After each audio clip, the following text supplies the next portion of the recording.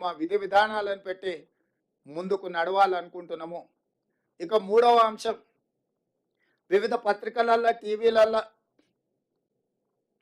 కొన్ని political party owned media కూడా రకరకాల రాద్ధాంతాలు, విషయాలను చిల్వలు పలువలు చేసి, లేదా ప్రభుత్వం మీద అపోహలు కలిగించడానికి, లేదా ఎక్కడనో సమావేశాలలో ఉన్న మంత్రులను, ఎమ్మెల్యేలను లేని వార్తల్ని ప్రశ్నల రూపంలో వాళ్ళని అడిగి వాళ్ళతో ఏదో ఒకటి మాట్లాడించి దానికి ప్రచారం కల్పించి ప్రభుత్వం యొక్క ప్రతిష్ట దెబ్బతీయాలని ప్రయత్నం చేస్తున్నారు.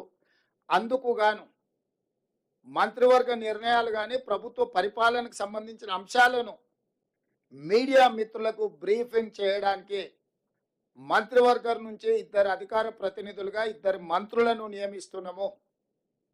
దానికి శ్రీధర్ బాబు గారు మిత్రుడు, పొంగులేటి శ్రీనివాసరెడ్డి గారు బాధ్యత తీసుకుంటారు.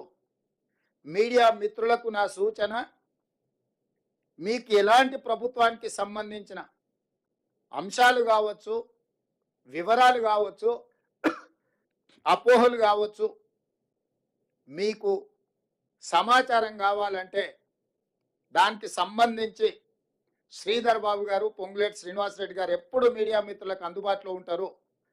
వారిద్దరిచ్చే సమాచారమే అధికారిక సమాచారము.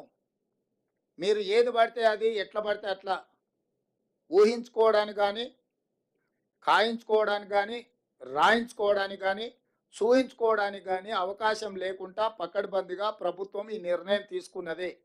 కాబట్టి మీడియా మిత్రులకు ప్రభుత్వానికి సంబంధించిన ఏ సమాచారం కానీ, లేకపోతే ఏ అపోహలను తొలగించుకోవడానికి వారిద్దరు అందుబాటులో ఉంటారు.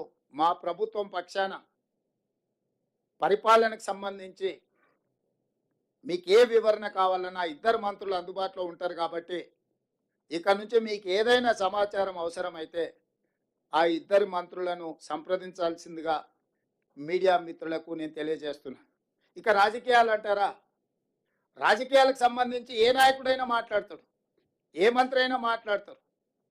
దానికి దీనికి సంబంధం లేదు. ప్రభుత్వం పరిపాలనకు సంబంధించి నిర్దిష్టంగా శ్రీధర్ బాబు గారు, పొంగులేటి శ్రీనివాసరెడ్డి గారు స్పందిస్తారు.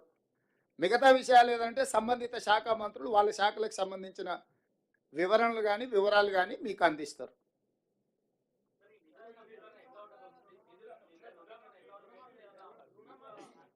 తినబోతూ రుచులు ఎందుకు, వంట ఎట్లా ఉండాలనో మా నలబీబ పాకం వండే మా బట్టి విక్రమార్క గారికి తెలుసు.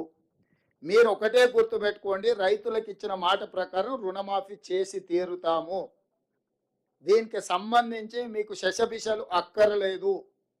స్పష్టంగా మీకు చెప్తున్న విధి విధానాలు, నిధుల సేకరణ ప్రభుత్వం బాధ్యత, ఆర్థిక మంత్రి బాధ్యత. మీకేమైనా ఇంకా లోతుగా వివరాలు కావాలన్నా, వివరణ కావాలన్నా ప్రత్యేకంగా ఆర్థిక మంత్రి, ఉప ముఖ్యమంత్రి బట్టి విక్రమార్క గారిని మీరు నిస్సందేహంగా సంప్రదించవచ్చు.